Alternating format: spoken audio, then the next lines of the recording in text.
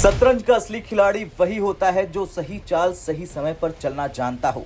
और वही खेल भारत ने खेला और सीधा खेला है समुद्र पर कब्जे का खेल। जी हां, अब भारत सिर्फ जमीन की ताकत नहीं बल्कि समुद्र का बादशाह बनने की तैयारी में है। और इस खेल की पहली चाल चली है 26 जहाजों के सौदे और 60,000 करोड़ के मैरीटाइम डेवलपमेंट फंड के साथ। आज दुनिया में जो भी आर्थिक महाशक्ति है, चाहे वो चीन हो, जापान हो, साउथ कोरिया हो, उसकी ताकत सिर्फ फैक्ट्रियां या टेक्नोलॉजी नहीं बल्कि जहाजों से आती है। क्योंकि जहाज ही वो असली धमनियां हैं जिनसे दुनिया का व्यापार चलता है। धरती का 70% हिस्सा समुद्र है, 90% से ज्यादा ग्लोबल ट्रेड समुद्र के रास्ते होता है। और इस पूरे गेम का किंग वही बनता है जिसके पास अपनी शिपिंग और शिप बिल्डिंग इंडस्ट्री होती है। भारत के पास लगभग 7,500 किलोमीटर लंबी कोस्ट लाइन है। इतिहास गवाह है कि जब भारत के जहाज हिंद महासागर और अरब सागर और अफ्रीका के तट तक जाते हैं तब भारत को विश्व गुरु कहा जाता है। लेकिन धीरे धीरे जहाज निर्माण में चीन, जापान और कोरिया आगे निकल चुका है और भारत पीछे छूट गया है।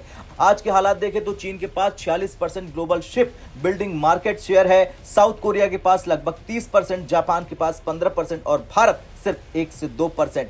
यानी कि दुनिया के जहाज निर्माण में भारत की हिस्सेदारी लगभग नगण्य है। कारण क्या है? जहाज बनाने में बहुत लंबा समय और भारी इन्वेस्टमेंट चाहिए। भारत के शिपयार्ड्स को कभी सस्ती और लॉन्ग टर्म पूंजी नहीं मिली। टेक्नोलॉजी अपडेट में कमी आई है। लॉजिस्टिक सपोर्ट जैसे कि ड्राई डॉक्स, रिपेयर हब्स बहुत सीमित रहे हैं। इसलिए भारत अपने बड़े जहाजों की मरम्मत और इंजनों के लिए विदेशों पर निर्भर रहा है। लेकिन अब कहानी बदल रही है। भारत सरकार ने ऐतिहासिक फैसला लिया है कि मैरीटाइम डेवलपमेंट फंड को 25,000 करोड़ से बढ़ाकर सीधे 70,000 करोड़ किया जाए। ये सिर्फ एक फंड नहीं बल्कि भारत का समुद्री पुनर्जागरण है। और इसी के तहत पहली चाल चली गई है। शिपिंग कॉर्पोरेशन ऑफ इंडिया ने $2 बिलियन का सौदा किया है। इस डील के तहत भारत में बने 26 नए जहाज खरीदे जाएंगे। यानी अब भारत सिर्फ आयात नहीं करेगा बल्कि अपने जहाज खुद बनाएगा और खुद चलाएगा।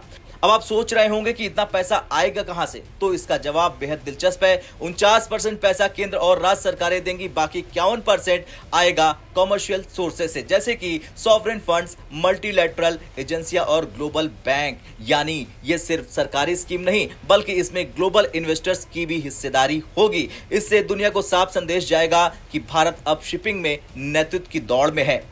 हालांकि ये सब कुछ आसान नहीं है। भारत के सामने बड़ी चुनौतियां हैं। मरीन इंजन, आज भी जहाज का दिल यानी इंजन भारत दूसरे देशों से आयात करता है। अगर भारत इसे खुद बनाना शुरू कर दे तो सच में भारत दुनिया को टक्कर दे सकता है। इधर अमेरिका ने भारत पर टैरिफ का दबाव बनाने की कोशिश की। कपड़ा, चमड़ा, मशीनरी, ऑटो पार्ट जैसे सेक्टर्स पर असर पड़ा। लेकिन दिलचस्प बात यह है कि जुलाई में भारत का अमेरिका को एक्सपोर्ट 20% बढ़ गया। यानी अमेरिका चाहे जितना टैरिफ लगाए उसे भारत की जरूरत बनी रहेगी और यही मजबूरी अमेरिका को अंत में झुकने पर मजबूर कर देगी। खैर, भारत का लक्ष्य साफ है, 2047 तक दुनिया के टॉप 5 शिप बिल्डिंग पावर में शामिल होना। सोचिए, अगर यह सपना सच हुआ तो भारत सिर्फ एक आर्थिक शक्ति नहीं बल्कि समुद्र का असली बादशाह बन जाएगा। 26 जहाजों से शुरू हुआ यह खेल शायद उस कहानी का पहला अध्याय है जो आने वाले समय में भारत को जापान, चीन और साउथ कोरिया जैसी ताकतों के बराबर खड़ा कर देगी। अब आपका क्या कुछ कहना है? जिस तरह से भारत सरकार ने बड़ा फैसला लिया है उसे लेकर कमेंट कर